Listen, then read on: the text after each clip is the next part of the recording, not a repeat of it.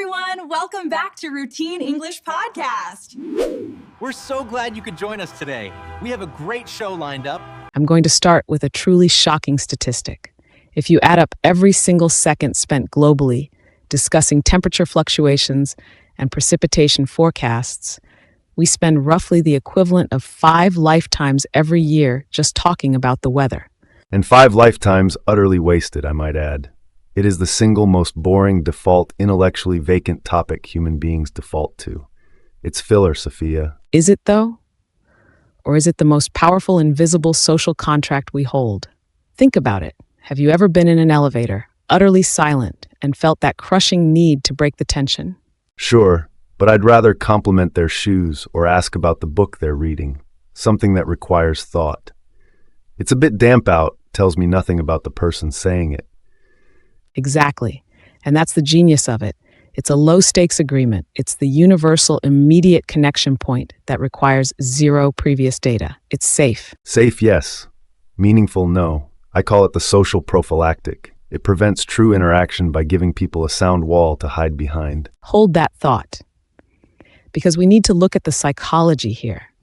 When we talk about the weather, we are engaging in something linguists call phatic communication. It's language used for social functions rather than information exchange. Phatic communication, a fancy term for verbal background noise. I get it. It lubricates the social gears. But why is the weather the chosen lubricant, historically speaking? Because it's the only experience truly shared by everyone present right now. Rich, poor, different cultures. If we are standing outside, or even looking outside, we are experiencing the same atmospheric conditions. Okay, that holds water, especially in places like the UK, where the weather is genuinely volatile and impacts immediate plans. A proper conversation starter. It is, particularly in cultures that value reserve. The British use weather talk as a complex barometer of relationship status. You start with the weather, and if the other person gives you a slightly more detailed, perhaps humorous response, you know you've been granted permission to move on. So it's a gatekeeper test, a conversational Turing test.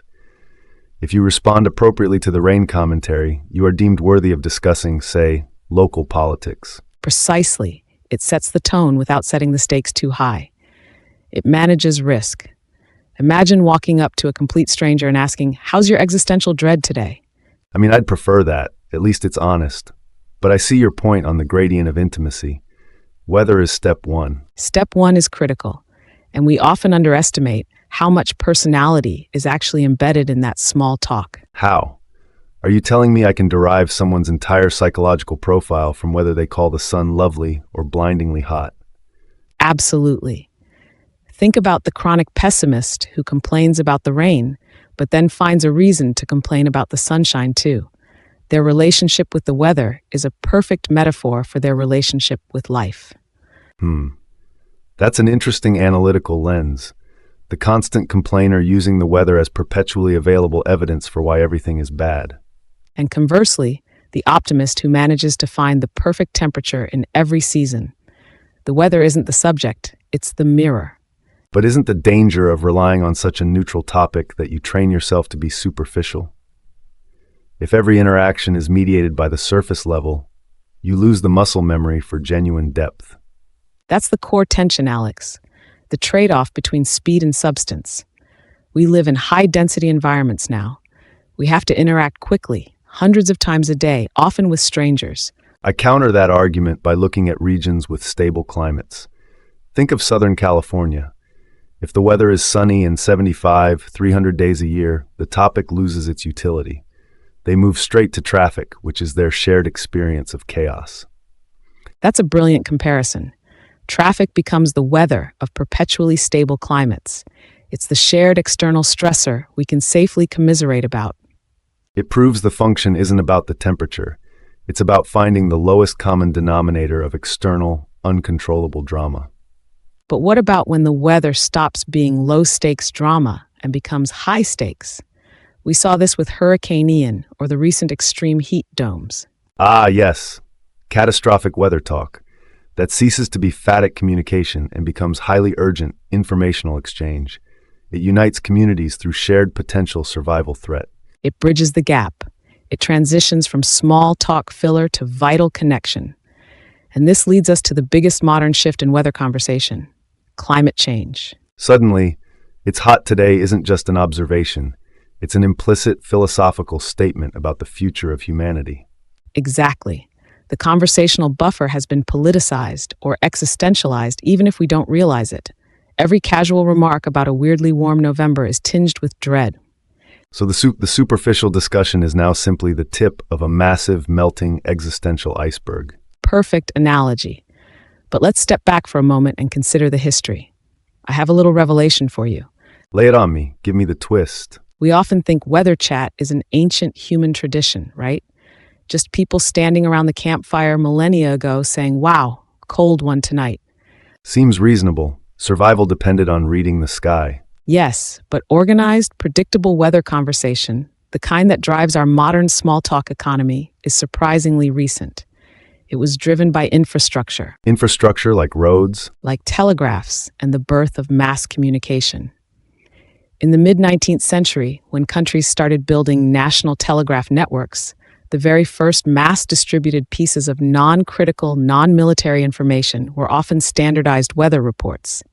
Wait, so the ability to transmit information quickly across distances was first monetized or utilized to coordinate farming and shipping. Precisely. Weather forecasting was one of the prime practical reasons governments invested in this global communications web. It was literally critical economic information. That changes the perspective entirely. The structure of mass communication itself owes a debt to meteorology. It means the language of our small talk, "How's the weather?" is derived from the very first data packet transmitted across the first global network. That's profound. We are, in a weird way, echoing the first useful piece of information humanity could share globally. It wasn't about connecting.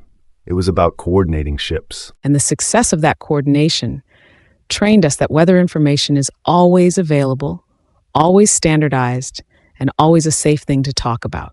It transitioned from economic utility to social utility, from informing the ship captain to informing the elevator rider. The language itself became sticky. It's the most ancient modern form of icebreaker. I have to admit, seeing it as the structural foundation of global information exchange makes it significantly less boring than I originally thought.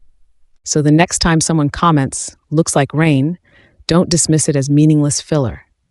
See it instead as a subtle nod to the 19th century telegraph operators who were fighting fog and bureaucracy to ensure the farmers knew whether to harvest. And as a deeply human attempt to find common ground in a world that is increasingly polarized and disconnected. It's the silent agreement. We may disagree on politics, religion, or preferred podcast formats, but we both hate walking around soaking wet. It's the ultimate non-aggression pact. We're all under the same sky, experiencing the same random forces of nature. A shared vulnerability we can safely discuss. Exactly. So tell me, Alex, what are your thoughts on this sudden cloud cover? It's structurally significant, Sophia, and potentially requiring an umbrella. Goodbye, everyone. Thanks for tuning in. See you next time on the Routine English Podcast.